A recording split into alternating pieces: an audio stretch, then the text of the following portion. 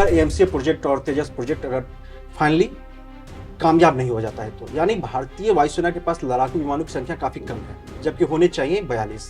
तो fifth generation aircraft अपने आप बनाना बहुत बहुत ज़रूरी है। Su-57 और F-35 पे डिपेंडेंट नहीं किया सकता। तो आपको क्या लगता है कि एचएएल का प्रोसेस स्लो जो है, इसके पीछे टेक्नोलॉजी एक वजह है, संसाधन की कमी वजह है, आलसपन है, आपके आप बजट की कमी है, आप तमाम चीजों में इस चीज को कैसे देख रहे हैं? तो प्रॉब्लम तब आती है जब डिसीजन मेकिंग में या किसी दूसरे कंट्री पे डिपेंड होने के कारण वो सप्लाई चेन की प्रॉब्लम हमारे सामने आके खड़ी होती है, तब एचएएल को रिजॉल्व करने में ये प्रॉब्लम हो रही है। एयरफोर्स की जो समस्या है, लड़ाकू विमानों की समस्या जो है, घटता बेड़ा फाइटर जेट्स की कमी, आपको क्या लगता है कि नेशनल सिक्योरिटी के लिहाज से कितना बड़ा खतरा हो सकता है? चीन और पाकिस्तान जब आपके दो दुश्मन हैं, डबल फ्रंट टू फ्रंट वार का जो एक खतरा है वो बना तो रहता ही है। आपको लगता है कि एयरफोर्स के ऊपर में एक एक्स्ट्रा बर्डन ही देता है? तो जैसे चाइना और पाकिस्तान के साथ जो संबंध हमारे रहते हैं, कई बार तनावपूर्ण हालात खराब होने की कंडीशन तक पहुंच जाते हैं। आपको क्या लगता है इंडियन एयरफोर्स के पास कितने फाइटर जेट्स होने चाहिए? अभी हमें कितने फाइटर जेट्स कम है? क्या हम अभी अगर टू फ्रंट वार में जाते हैं तो क्या हम उनको काउंटर कर पाएंगे? लाइकवाइज अमका के लिए, अमका की रिक्वायरमेंट बहुत बहुत डिफरेंट है। ये बड़ा हाईटेक एयरक्राफ्ट होने वाला है, fifth generation aircraft. India has not made any true fighter for quite some time now. जैसे भी मोदी जी गए थे अमेरिका और डोनाल्ड ट्रंप ने F-35 भारत को ऑफर किया है। जी। रूस जो है Su-57 fifth generation fighter jet जो बताता है, उसने भी भारत को बार बार अलग अलग तरह से ऑफर देने की कोशिश कर रहा है। कभी बोला कि मैं टेक्निकल ट्रांसफर भी कर रहा हूँ, भारत में बनाने के लिए तैयार हूँ, तो वो ऑफर कर रहे हैं। आपको क्या लगता है कि भारत को इन दोनों फाइटर जेट्स में किसी एक के साथ जाना चाहिए फिलहाल खरीदने के लिए, या फिर एएमसी का इंतजार करना चाहिए? अगर हम Su-57 के साथ जाते हैं तो फिर वो डिलीवरी कहाँ से देगा? तो क्या आपको इन तमाम चीज़ों में लगता है कि भारत की जो मौजूदा स्थिति है वो हम थोड़ा सा फंसे हुए नजर आ रहे हैं? इटली का और ब्रिटेन का प्रोजेक्ट चल रहा है, तो भारत को भी कोलैबोरेट होकर के एक तो फिफ्थ अपना चल रहा है, उसके साथ सिक्स जनरेशन फाइटर जेट की तरफ जाना चाहिए।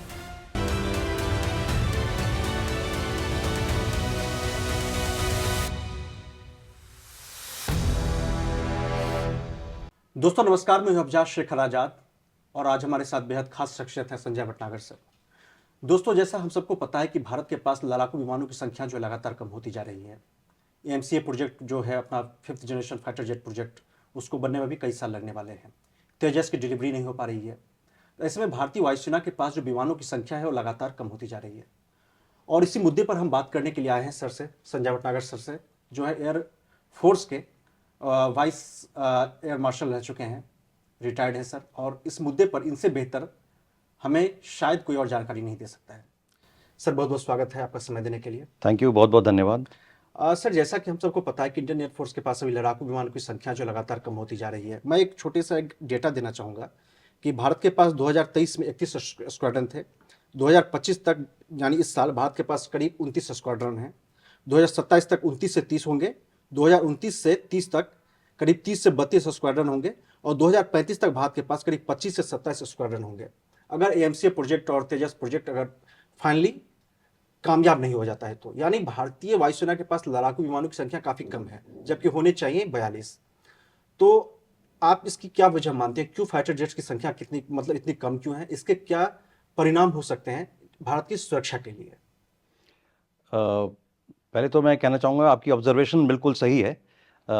ये प्लान तरीके से हो रहा है कि नंबर ऑफ स्क्वाड्रन्स कम होते जा रहे हैं। अगले 10 साल में अगर देखा जाए तो 2 MiG-21 स्क्वाड्रन और 6 जैगुआर स्क्वाड्रन, इसके अलावा MiG-29 भी कुछ हैं और मिराज 2000 भी डाउन ऑब्सोलीट होने वाले अभी प्रोसेस में हैं। तो अगर 2035 की बात करें तो हमारे हिसाब से पाकिस्तान के पास 500 जहाज के करीब होंगे, इंडिया के पास करीब 550 के करीब जहाज होंगे और चाइना के पास करीब 2100-2200 जहाज होने की संभावना है। बट ये आपकी ऑब्जर्वेशन जो है वो सिर्फ इस बात पे निर्भर है कि हमारे पास कोई इंडक्शन नहीं हो रहा। इंडक्शन होगा। LCA Mark 1A का हमारा पाइपलाइन में है। 83 का ऑर्डर ऑलरेडी 2021 में दिया गया है और उसके बाद additional LCA Mark 1A 97 aircraft का ऑलरेडी पाइपलाइन में है। उसके अलावा LCA Mark 2 पाइपलाइन में है, अमका पाइपलाइन में है। तो जब वो उनका एक्रिशन शुरू होगा, जब उनका एडिशन शुरू होता जाएगा तो हमारी कैपेबिलिटी धीरे धीरे बढ़ती जाएगी। वेल, ये बात अलग है कि अभी प्रोसेस थोड़ा सा डिले हो गया है बिकॉज ऑफ द प्रॉब्लम जो LCA Mark 1 में आई थी। इसलिए थोड़ा सा प्रोग्राम थोड़ा डिले चल रहा है, बट अदरवाइज ये कैपेबिलिटी को बिल्डअप करने के लिए पूरा प्लान है। अभी ये बात ये बनती है कि अभी क्यों मामला सामने आ रहा है। मामला इसलिए सामने आ रहा है क्योंकि चाइना हमारे सामने जो है वो ऑलरेडी 5th जनरेशन एयरक्राफ्ट जो है J-20 ऑलरेडी बना चुका है। जी। और वो in the process, sorry, J-35 already बना चुका है। जी। चाइना 6th जनरेशन जहाज भी आपको याद हो, 1 महीना पहले उन्होंने शोकेस किया था। हालांकि सिर्फ टेस्ट फ्लाइट थी शायद। जुआई एयर शो में। जी हाँ, जुआई एयर शो में शो किया था।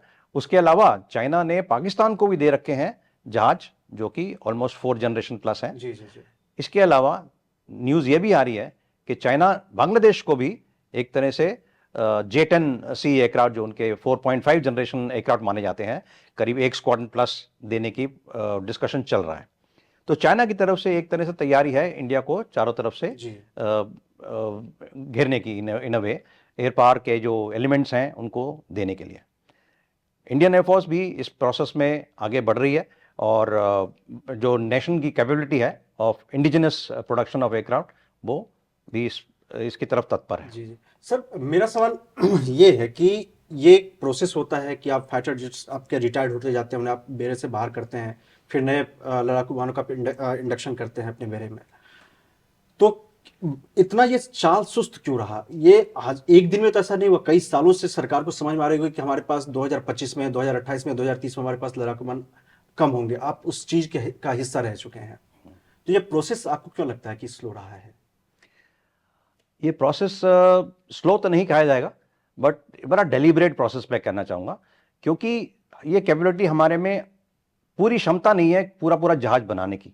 स्पेशली जो कैपेबिलिटी में जहाँ पे कमी नज़र आती है वो है एरो इंजन के डिज़ाइन करने के लिए। ना अगर एरो इंजन का देखा जाए तो दुनिया में सिर्फ 4 कंट्रीज़ हैं जो एरो इंजन बना पाती हैं, और 4 कंट्रीज़ के बीच में वो 5 कंपनीज़ हैं। तो ये अपने आप को इस कैपेबिलिटी को बहुत टाइटली कंट्रोल करके रखे हुए हैं आपस में, और वो एक तरह से रिस्ट्रिक्टेड कंट्रीज को देती हैं, और काफ़ी जियोपॉलिटिकल इश्यूज इसमें इन्वॉल्व होते हैं। उसके बाद ही वो लोग आगे बढ़ पाती हैं। तो एक तरह से ये एक बार्गेनिंग चिप है उन कंट्रीज के पास। तो इंडिया को बहुत सोच समझ के कदम बढ़ना पड़ेगा। यही एक रीज़न है कि पॉसिबली जो LCA Mark 1 का जो एरो इंजन की सप्लाई में जो कमी अभी समझ में आ रही है, डिले जो समझ में आ रहे हैं G404 इंजन के लिए, और बाद में G414 का क्या प्लान होने वाला है, ये सब उसी पे हिंज्ड है। ये कैपेबिलिटी बहुत कम कंट्रीज के पास है। इसलिए अभी सर हमने देखा कि जो अपना बेंगलुरु एयर शो हुआ तो उसमें एयर मार्शल AP सिंह साहब जो हैं, उनका एक तरह से लगा कि उनका दिल टूटा है HAL से, क्योंकि अब तेजस की डिलीवरी लगातार देर होते जा रही, जबकि भारतीय वायुसेना को तत्काल जरूरत है। 97 HAL में ये जो तेजस का कॉन्ट्रैक्ट जो है कब का दिया गया था और अभी तक मिल नहीं पाया है। तो आपको क्या लगता है कि HAL का प्रोसेस स्लो जो है, इसके पीछे टेक्नोलॉजी एक वजह है, संसाधन की कमी वजह है, आलसपन है, आपके बजट की कमी है? आप तमाम चीजों में इस चीज को कैसे देख रहे हैं? HAL से निराशा जो है वायुसेना को। Air chief marshal AP Singh, chief of air staff ने जो पिछले कुछ हफ्तों में जो बयान दिए हैं या फिर जो भी मीडिया में निकल के आया है, वो नेशन को, देश को वो एक बड़े पॉजिटिव तरीके से लेना चाहिए। पहले तो एक कम्युनिकेशन था जो उनके और HAL के बीच में था, जो एक तरह से ऑलमोस्ट अ प्राइवेट कन्वर्सेशन था, वो बाहर निकल के आ गया, कोई बात नहीं। But the idea behind was के एकदम पॉजिटिव तरीके से जो प्रॉब्लम है, जो इशू है, वो उन्होंने हाईलाइट किया था और उसको शेयर किया है कुछ लोगों के साथ। अभी ये अच्छी बात है कि देश में इस तरह की डिबेट शुरू हुई है और एक अच्छा डिसीजन निकल के आएगा। और कमी के कारण HAL की तरफ से कोई कमी नहीं है in terms of effort, in terms of हर ऑर्गेनाइजेशन अच्छा काम करना चाहती है। HAL इज देश की सबसे बड़ी DPSU है और अभी तक का रिकॉर्ड उनका अच्छा है। मेरी ऑब्जर्वेशन ये है लास्ट इतने साल सर्विस में रहने के बाद, और कैपेबिलिटी के हिसाब से HAL में कोई कमी नहीं है। दी टेक्नोलॉजी के हिसाब से उनको कुछ लोगों पे, कुछ सर्विसेज पे डिपेंड करना पड़ता है बाहर से, तो उसमें तालमेल में कहीं कहीं थोड़ी थोड़ी कमी, कभी कभी डिले हो जाते हैं। और दूसरी बात यह है कि एचएएल को जो कॉन्ट्रैक्ट जो मिलता है उसमें पैसे की भी कमी नहीं है, क्योंकि ये गवर्नमेंट की तरफ से कॉन्ट्रैक्ट है। तो गवर्नमेंट की तरफ से कॉन्ट्रैक्ट हमेशा एडवांस में मिलता है, एडवांस पैसा ऑलरेडी ऑलमोस्ट हमेशा दिया जाता है, उसके बाद एचएएल आगे बढ़ती है। तो प्रॉब्लम तब आती है जब डिसीजन मेकिंग में या किसी दूसरे कंट्री पर डिपेंड होने के कारण वो सप्लाई चेन की प्रॉब्लम हमारे सामने आके खड़ी होती है, तब एचएएल को रिजॉल्व करने में ये प्रॉब्लम आ रही है। अदरवाइज कैपेबिलिटी में और उनकी मंशा में उसमें बिल्कुल भी कोई कमी नहीं है। कई बार क्या होता है, एचएएल अपनी तरफ से थोड़ा ज़्यादा आगे बढ़ के ओवर स्टेट कर देते हैं प्रोजेक्ट को, टाइमलाइंस को या कैपेबिलिटी को। वो थोड़ा अगर कंट्रोल में रहे तो मेरे ख्याल से बहुत अच्छा प्रोजेक्ट मिलने वाला है। जैसे कि मार्क 1A और मार्क 2 एचएएल के पास हैं भी पाइपलाइन में ऑर्डर, वो निकल के आएंगे अच्छे से। सर, यूक्रेन युद्ध जो हुआ है उसमें हमने इस चीज को बहुत साफ शब्दों में समझा, एक तरह से कहें कि आत्मनिर्भरता जरूरी है। भारत की सरकार मौजूदा जो है वो लगातार आत्मनिर्भरता की बात भी करती आई है कि हमें डिफेंस सेक्टर में आत्मनिर्भर होना चाहिए। पिछले कुछ सालों में हमने इसके परिणाम भी देखे हैं कि जो डिफेंस एक्सपोर्ट में हमारा एक वर्चस्व भी बना है। हमने कई सारे हथियार जो बेचने भी शुरू कर दिए। एयरफोर्स की जो समस्या है, लड़ाकू विमानों की समस्या जो है, घटता बेड़ा, फाइटर जेट्स की कमी, आपको क्या लगता है कि नेशनल सिक्योरिटी के लिहाज से कितना बड़ा खतरा हो सकता है? चीन और पाकिस्तान जब आपके दो दुश्मन हैं, डबल फ्रंट, टू फ्रंट वार का जो एक खतरा है वो बना तो रहता ही है। आपको लगता है कि एयरफोर्स के ऊपर में एक एक्स्ट्रा बर्डन ये देता है, या आत्मनिर्भरता बहुत अच्छी बात है, उसको कुछ देर के लिए साइड में रखते हुए हमें कुछ और विकल्पों की तरफ बढ़ना चाहिए, जो चाहे वो रूस का SU-57 है या फिर अमेरिका का F-35 है, इसकी तरफ? हाँ बिल्कुल, कैपेबिलिटी जो चाइना की है वो, उनमें टेक्नोलॉजिकल डेवलपमेंट बहुत फास्ट पेस में हुआ है, स्पेशली लास्ट 10 से 15 साल में। तो उनकी कैपेबिलिटी काफ़ी अच्छी बढ़ गई है। इंजन भी उन्होंने रशिया से सीखा कैसे बनाना है, और अभी अच्छे रिलायबल इंजन बनने शुरू हो गए हैं। तो हमको इस कैपेबिलिटी को कैसे आगे बढ़ाना है, इंडियन कैपेबिलिटी को कैसे आगे बढ़ाना है, उसमें आंसर, जैसे आपने बताया यूक्रेन वॉर वगैरह में, आंसर सिर्फ आत्मनिर्भरता है। जी। सेल्फ रिलायंस अगर हम रहेंगे तो हमको आगे के लिए भी ठीक रहेगा, नहीं तो हमेशा हम किसी पे डिपेंडेंट रहेंगे। जैसे कि अभी लेटेस्ट डेवलपमेंट अगर आप देखें, इवन नाटो कंट्रीज जैसे मोरक्को और कनाडा हैं, उनको अभी प्रॉब्लम हो रही है F-35 खरीदना है कि नहीं खरीदना है। जी जी जी। बिकॉज अमेरिका उनको बोल रहा है अगर तुमने F-35 नहीं खरीदा इन अ वे, तो maybe they will not be allowed to buy any other aircraft for the country. And उसके अलावा भी कई सारे प्रोजेक्ट है जो, सो ये तालमेल, ये बार्गेनिंग हमेशा चलती रहती है बिटवीन दी नेशंस। और इसलिए बेस्ट ये है कि हम आत्मनिर्भर रहें हर तरीके से। इसीलिए जो LCA mark 1, mark 1A, mark 2 और अमका का प्रोजेक्ट है जो कि सेल्फ रिलायंस की तरफ ले जाता है, उसको हमें आगे बढ़ाना चाहिए पूरी तत्परता से। जी सर, जैसा हमने चर्चा करते, टू फ्रंट वार अगर होता है चीन और पाकिस्तान के संदर्भ में, कि हमें एक तरह से सतर्क रहना चाहिए कि किसी भी फ्रंट में किसी भी वक्त युद्ध के लिए, क्योंकि जैसे चाइना और पाकिस्तान के साथ जो संबंध हमारे रहते हैं, कई बार तनावपूर्ण हालात खराब होने की कंडीशन तक पहुंच जाते हैं। तो आपको क्या लगता है इंडियन एयरफोर्स के पास कितने फाइटर जेट्स होने चाहिए? अभी हमें कितने फाइटर जेट्स कम है? क्या हम अभी अगर टू फ्रंट वार में जाते हैं तो क्या हम उनको काउंटर कर पाएंगे? इस प्रॉब्लम पे पूरा विचार करने के लिए और कैसे अपनी सेल्फ रिलायंस को बढ़ाना है, उसके लिए एक एम्पावर्ड कमेटी सेटअप हुई थी डिफेंस सेक्रेटरी के अंडर। उसने अपनी रिपोर्ट सबमिट करी है। तो वो इस फाइटर एयरक्राफ्ट के अलावा वो कमेटी ये भी देख रही है कि इसके अलावा जो फोर्स मल्टीप्लायर हैं, एयर टू एयर रिफ्यूलर्स, एवैक्स, उनको कैसे आगे प्रोग्रेस करना है जिससे कि ओवरऑल कैपेबिलिटी इंडियन एयरफोर्स की बढ़े। कितने जहाज चाहिए हमको वो तो क्लियर है कि हमको 42 स्क्वाड्रन हमको चाहिए। और जो जो अभी कैपेबिलिटी है वो जस्ट अबाउट 30 या 31 स्क्वाड की है, उसको फिलअप करने।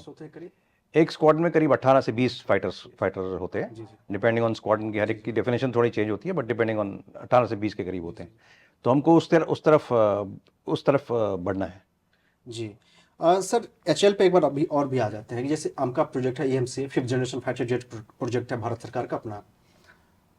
तो जिस तरह से तेजस का भी हम देख रहे हैं कि प्रोडक्शन अभी तक स्टार्ट नहीं हो पाया है, हम इंजन का इंतजार कर रहे हैं, अमेरिका से बोइंग से इंजन आएगा, उसके बाद हम बनाना शुरू करेंगे।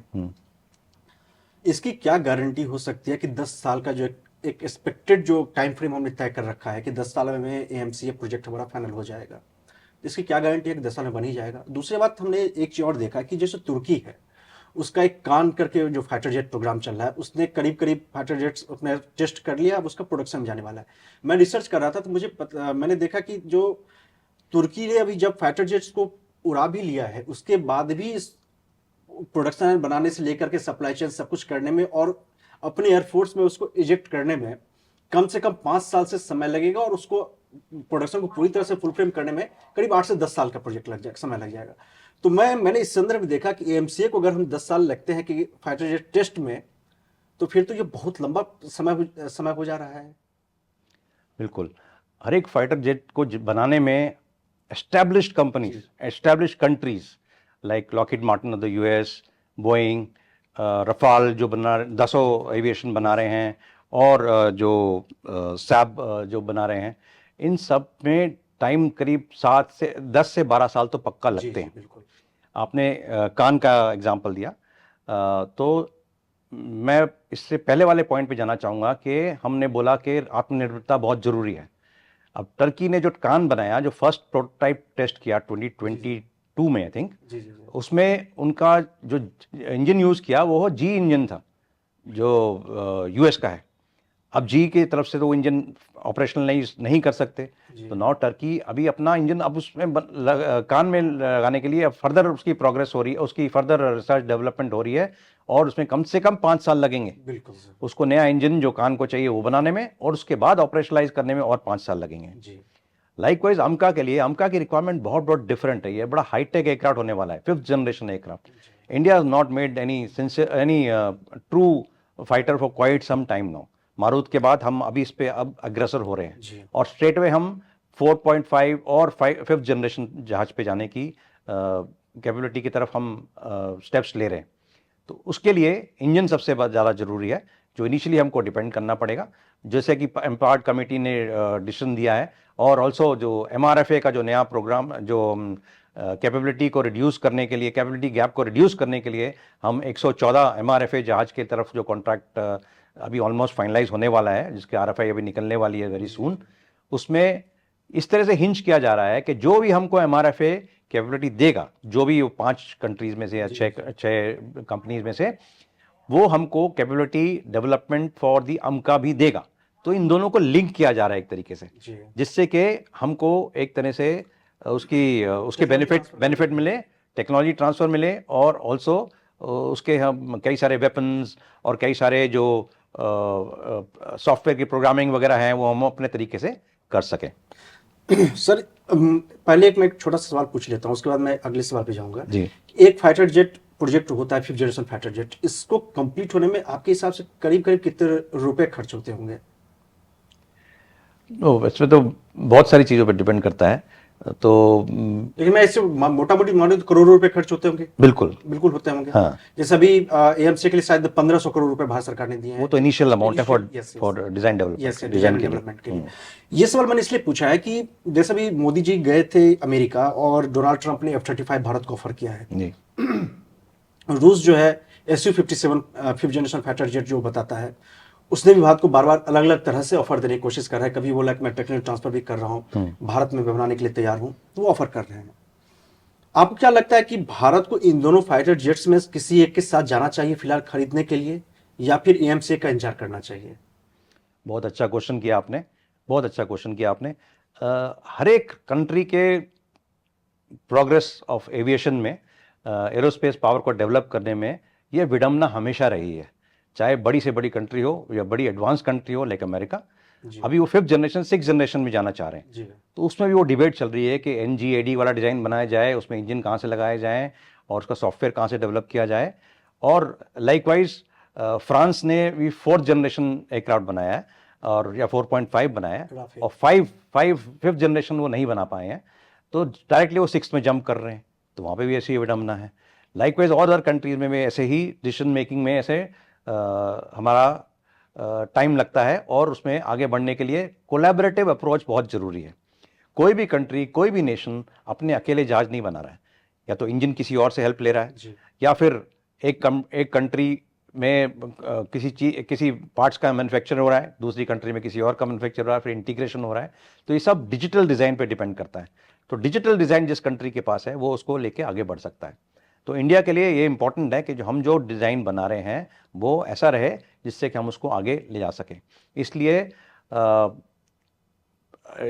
इट इज़ इम्पॉर्टेंट कि हम जो फिफ्थ जनरेशन एयरक्राफ्ट है वो हमारा अपना हो। सेल्फ रिलायंस उसमें बहुत ज़रूरी है। अगर इन बिटवीन हम देखते हैं कि गैप ज़्यादा बढ़ रहा है और टेक्नोलॉजी नेबरिंग हमारे एडवर्सरी जो हैं नॉर्दर्न में और वेस्टर्न बॉर्डर में जो एडवर्सरी हैं चाइना और पाकिस्तान या कुछ है, तो अगर उनके पास ये कैपेबिलिटी बिल्टअप हो रही है फिफ्थ जनरेशन के लिए, तो हमको उसको टैकल करने के लिए maybe to fill the gap we may have to go for Su-57 और F-35 लाइटनिंग एयरक्राफ्ट। बट ये सब डिपेंड करेगा सिचुएशन के। आपके हिसाब से किसी भी से भी जहाज अगर लेंगे किसी भी नेशन से, फॉर एग्जांपल F-35 की अगर बात करें तो F-35 में करीब अभी तक 1100 जहाज बनाए उन्होंने। उनका प्लान है करीब 2400 जहाज बनाने का, और अभी भी कई सारी कंट्रीज वेटिंग लिस्ट में है फॉर रिसीव द एयरक्राफ्ट। अगर हम अभी करेंगे तो हमारा भी टाइम लगेगा हमको वो बिन को, वो इक्विपमेंट को फिलअप करने के लिए। तो कोई रेडीमेड जहाज कोई नहीं देगा, और हमको उतने टाइम में अगर अपने आप कैपेबिलिटी हम डेवलप कर सकते हैं जो हमारी अपनी होगी, उसके एडवांटेज बहुत सारे हैं। स्टेल्थ हमारा अपना होगा, उसके अलावा जो एवियोनिक्स हम यूज़ कर रहे हैं वो हमारी अपनी होगी। हम जो हम कम्युनिकेशन कर रहे हैं between the aircraft and radars, वो हमारा अपना होगा। उसके अलावा हम जो अपने नए वेपन डेवलप कर रहे हैं, जैसे कि अस्त्रा मिसाइल है और कई सारी other missiles that are there, उन सबको हम अपने आप इंटीग्रेट कर पाएंगे, तो हमारी dependence on others will reduce drastically. तो ये, और उसके बाद हम ऑफ कोर्स इसको एक्सपोर्ट कर पाएंगे, इंडिविजुअल टेक्नोलॉजी को या फिर पूरे प्लेटफॉर्म को। आपके हिसाब से F-35 और Su-57 दोनों में बेहतर कौन है भारत के लिहाज से? अगर भारत जो अपने चीन या पाकिस्तान के थ्रेट को देखे या अपने एनवायरनमेंट के, अपने इकोसिस्टम को देखे, तो दोनों में से बेहतर कौन हो सकता है? If you are a decision maker, if I am a decision maker, actually these decisions take time, ऐसे टाइम लगता है। जैसे कि हमने जब डिसाइड किया कि Rafale is the best aircraft, जब हमने 2016 जब हमने MRFA का पहला टेंडर जब 2008 या 9 में शायद, तो तब से हमारी टीम ने इन सभी जहाज को एक एक करके एसेस किया जी, उनकी कंट्री में जाके, उनका ग्राउंड परफॉर्मेंस देख के, उसके बाद वो एयरक्राफ्ट इंडियन एनवायरनमेंट में फ्लाई किया। इंडियन एनवायरनमेंट में, लेह लद्दाख में, इंडियन एनवायरनमेंट डेजर्ट में, टेम्परेचर्स जहाँ बहुत ज़्यादा होते हैं वहाँ से ट्राई करा। उसके बाद हम इस नतीजे पे पहुँचे कि Rafale possibly is the best aircraft. तो उसमें कम से कम 2-2.5 साल का वो प्रोसेस था जी। तो अभी एज ऑफ नाउ F-35 और Su-57 कोई कॉन्क्रीट प्रपोजल नहीं है। जो F-35 is very high level talk में उन्होंने बोला, प्रेसिडेंट ट्रंप ने प्राइम मिनिस्टर मोदी को, कि ये अवेलेबल है like a good strategic partner. So as of now कोई कॉन्क्रीट प्रपोजल नहीं है। जब प्रपोजल होगा तो उसको असेस किया जाएगा। But coming to think of capability wise, 1100 F-35 पूरे दुनिया में ग्लोबली ऑपरेट कर रहे हैं, और F-35 ने पार्टिसिपेट किया है कई सारी एक्सरसाइज में। F-35 ने पार्टिसिपेट किया है ऑपरेशन में फ्रॉम इजराइल, जब उन्होंने ईरान के सेंटर्स पे अटैक किया था। और जो एक्सरसाइज में पार्टिसिपेट करा था उसमें से रेफरेंस उनके चीफ का ये था कि उनका कमेंट ये था कि it brings a kill probability of 20:1, which is very very good. Stealth इसकी सबसे बड़ी खूबी है। स्टेल्थ में मतलब वो अनडिटेक्टेड दूसरे एयरक्राफ्ट से आपके शूट डाउन कर सकता है एनिमी को। दैट मीन्स आपकी कैपेबिलिटी उतनी बढ़ जाती है। Su-57 बहुत मैनूवरेबल है, बहुत लेकिन उसके बारे में ज़्यादा इन्फॉर्मेशन अभी अवेलेबल नहीं है। रशिया ने सिर्फ 48 Su-57 अभी डेवलप करे हैं। प्रोडक्शन रेट क्या होने वाला है और क्या क्या उसके कंस्ट्रेंट हैं सप्लाई के, वो सब अभी असेस करना बाकी है। सर दिक्कत तो एक रशिया के साथ ये भी है ना कि S-400 का तभी तक वो डिलीवरी दे नहीं पा रहा है, पूरी तरह से नहीं दे पाया S-400 air missile defence system जो है। तो अगर हम Su-57 के साथ जाते हैं तो फिर वो डिलीवरी कहाँ से देगा?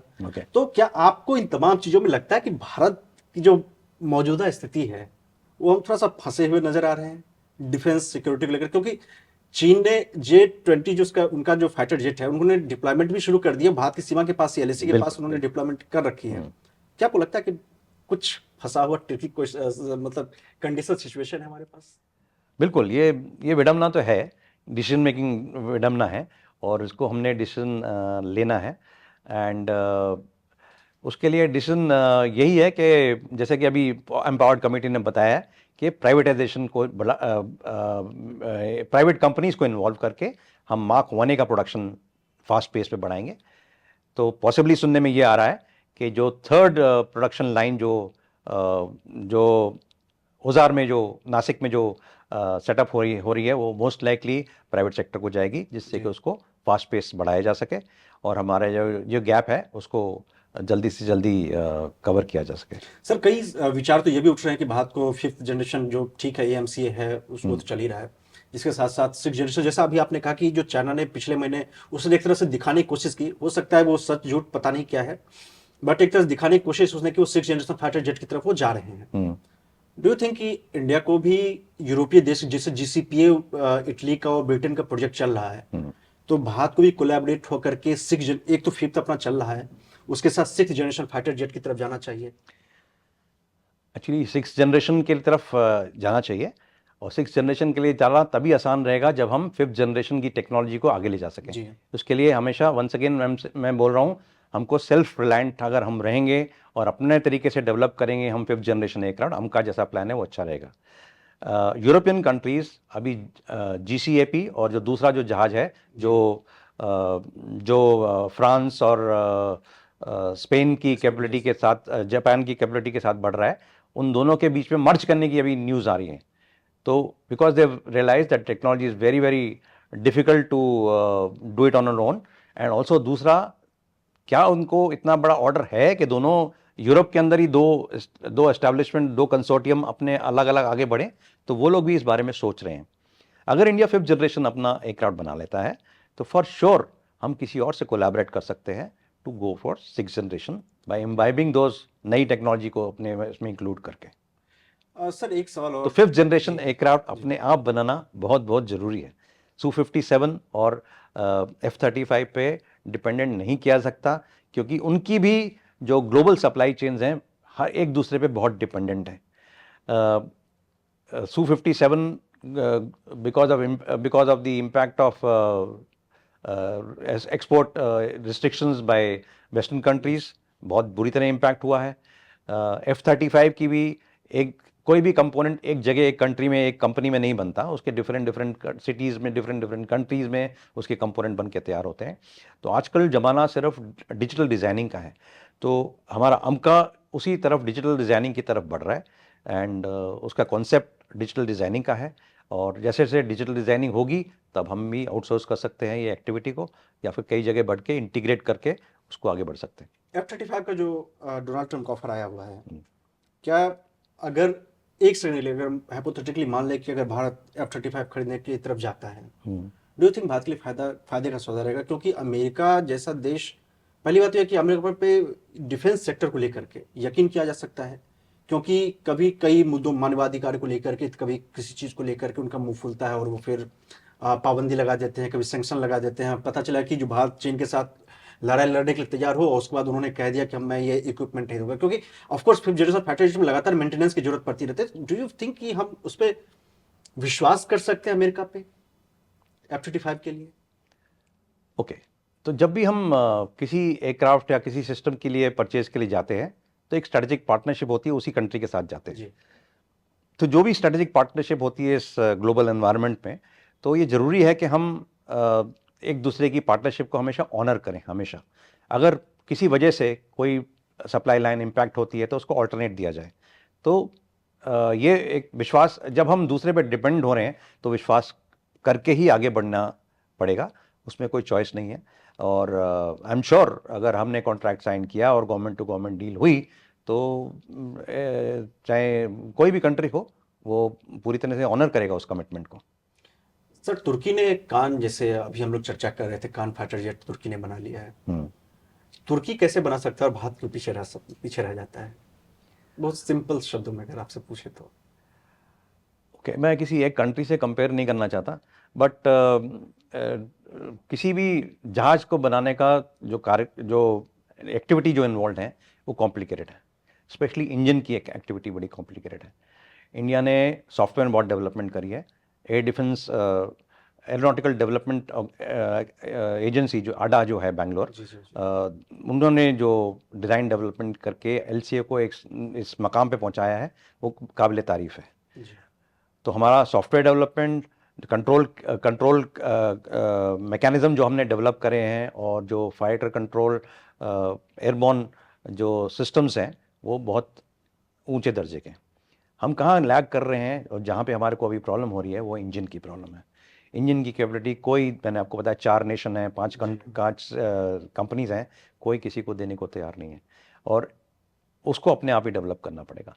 तो हमारी मेटलर्जी की जो इन्फॉर्मेशन है और जो नॉलेज बेस है वो अभी कम है। मेरे को जी हाँ, इंजन बनाना मुश्किल इसलिए है क्योंकि इंजन में बहुत सारे मूविंग पार्ट्स हैं। जो वेरियस स्टेजेस हैं कंप्रेसर की, उसके बाद टरबाइन की, वो बहुत हाई स्पीड पे रोटेट कर रही हैं। उसमें कई सारे ब्लेड्स हैं। वो ब्लेड्स के बीच में और जो बाहर की जो पेरिफेरी है उसके बीच का गैप बहुत बहुत कम है, माइक्रॉन्स में है। तो हमारी मेटलर्जी की रिक्वायरमेंट, रॉ मटेरियल और उसके बाद उसको बनाने की जो स्ट्रिंजेंट रिक्वायरमेंट है वो बहुत बहुत स्ट्रिक्ट है। तो वो हमारे पास कैपेबिलिटी अभी नहीं है। कूलिंग के लिए टेम्परेचर बहुत ज़्यादा होता है, करीब 7000 डिग्री तक पहुंच जाता है, तो उसको कूलिंग के लिए कैसे प्रोसेस करेंगे वगैरह, तो ये सब कॉम्प्लिकेशन है कोर इंजन बनाने की, जो हमारे पास एज ऑफ नाउ नहीं है। जीटीआरए की तरफ से काफ़ी कोशिश हुई है, लेकिन जो हमको जो एक्स्ट्रा थ्रस्ट जो चाहिए, जो करीब हम 110-120 किलो न्यूटन की जो एमका की रिक्वायरमेंट है, वो अभी एज ऑफ नाउ नहीं है। जब वो हमारे पास होगी, चाहे वो खुद बनाए या कोलैबोरेट करें, मोस्ट लाइकली कोलैबोरेट करने का प्लान है, तो हम कह सकेंगे कि हाँ भाई हमारे पास कैपेबिलिटी है। जी जी जी। ड्रोन की मैं यहाँ पे बात करूँगा। जो कई जो एक्सपर्ट हैं, कई जगहों पे मैंने आर्टिकल पढ़ा है कि अगर फाइटर जेट्स की भारत के पास समस्या है तो शायद इस कमी को, मतलब पूरी तरह से नहीं, बस आंशिक तौर पर शायद ड्रोन से हम इसको पूरा कर सकते हैं। अगर हम ड्रोन, तो क्या भारत का जो ड्रोन बनाने की क्षमता भारत ने क्या विकसित की है, या भारत का कहाँ तक का प्रोग्रेस देख रहे हैं? तुर्की तो खैर बहुत ज़्यादा आगे निकल चुका है। बैरकटा ड्रोन तो वो शायद दुनिया में अफ्रीका को सप्लाई कर रहा है। मालदीव को पिछले दिनों ने दिया था। पाकिस्तान के साथ उनकी बातचीत चल रही है। डू यू थिंक ये ड्रोन कुछ हद तक इसको फील कर सकता है? एक्चुअली ये सब प्लेटफॉर्म जो है और कैसे इस इक्विपमेंट को यूज़ करना है, वो डिपेंड करेगा सिचुएशन टू सिचुएशन पे। सिचुएशन मतलब कई बार ऐसे है जरूरत होगी कि हमको सिर्फ ड्रोन यूज़ करने पड़े, कई बार ऐसे होगा कि हमको सिर्फ फाइटर एयरक्राफ्ट ही यूज़ करने पड़े, या कॉम्बिनेशन में यूज़ करना पड़े। एक नया कॉन्सेप्ट चला है जिसको ममटी बोलते हैं, that is man unmanned teeming, जिसके साथ फाइटर एयरक्राफ्ट के साथ हम ड्रोन्स को कर सकते हैं। स्वॉर्म ड्रोन्स एक और कॉन्सेप्ट है। इसके अलावा आजकल मल्टी डोमेन ऑपरेशंस की रिक्वायरमेंट है, depending on situation to situation. तो इन सब का अपनी अपनी जगह अहमियत है, और अकॉर्डिंगली जो फाइटिंग फोर्स है, army, navy, air force, in this case air force, will decide कहाँ पे कैसे यूज़ करना है। ड्रोन का इकोसिस्टम हमारा अच्छा प्रोग्रेस कर रहा है, except for high altitude long endurance hello के लिए अलावा बाकी जो स्मॉल एंड्योरेंस हेल ड्रोन्स हैं वो अच्छे काम कर रहे हैं। और प्राइवेट सेक्टर में काफ़ी प्रोग्रेस है इसमें, और इनका इंडक्शन भी शुरू हो गया आर्मी में और नेवी में। Thank you sir, thank you very much अपना समय देने के लिए और इतनी जानकारी हमारे साथ शेयर करने के लिए। थैंक यू, थैंक यू, बहुत बहुत धन्यवाद।